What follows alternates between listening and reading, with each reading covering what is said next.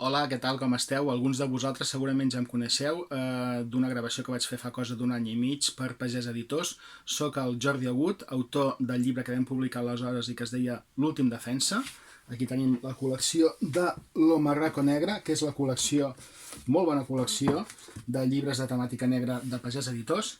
Aquest era l'últim defensa, que vam publicar l'any passat, i ara arriba la segona part d'aquesta història, que es diu Línia de 4.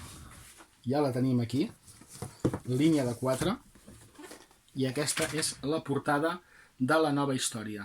Línia de 4 succeeix a Rússia el 2018, 2 anys després de la història de l'últim defensa. La FIFA ha de proclamar un nou president en l'assemblea que es fa just abans de l'inici del Mundial, 4 o 5 dies abans. Hi ha un únic candidat, que és un suec, que es diu Roger Fredriksson, però aquest és assassinat just abans d'aquesta assemblea. Aquí comencen 4 o 5 dies en què s'haurà de descobrir qui és l'assassí, quines històries hi ha darrere d'aquest assassinat i també quina connexió hi ha amb el grup terrorista que ja va atemptar contra l'Eurocopa del 2016, on hi va haver morts, assassinats. Si vau llegir el llibre segur que ho recordeu. Per tant, si voleu continuar aquesta història amb aquesta segona part de la trama, ara sobre la corrupció, llavors era sobre apostes, ara sobre la corrupció, aquí teniu Línia de 4 de Pagès Editors.